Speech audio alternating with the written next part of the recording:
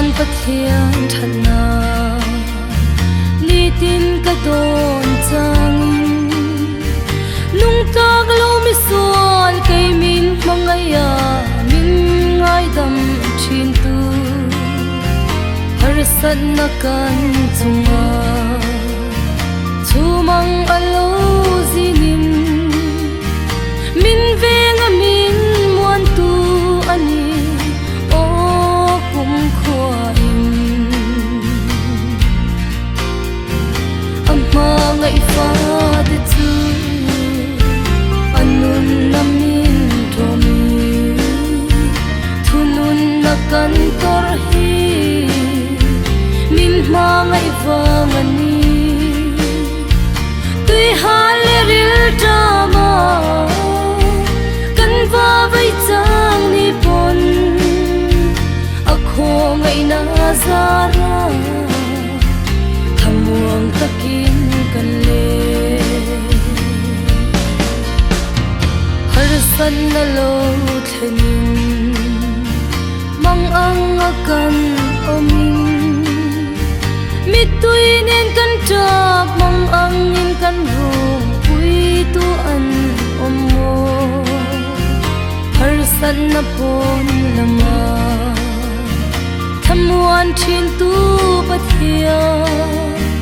kan tan tha tu ram ruwa tu pathian ani amma ngai fa de tu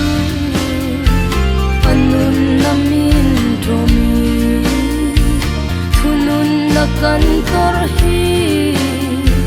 min ma ngai wang ani tui hale ril drama kan va vai chang ni pon akho ngai na zara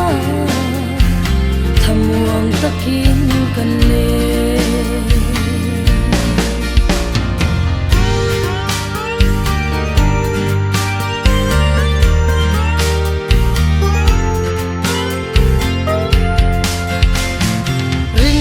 kan ta na chua har san na lo thenin kan ta na chu tha kan ta na chak na pe tu an lo ni phang na te chu thlem tu kan tan hmel ma an ni har san na phe na mal som tu pathian ani amma ngai fa de tu anun namin thomi thunun na kan tor hi min ma ngai fa mani tui hale ril drama kan va vai chang ni pon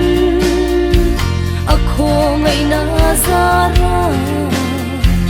thamuang takin kan le amma ngai fa de tu anun namin thomi thunun na kan tor hi min ma ngai wang ani tui hale ril drama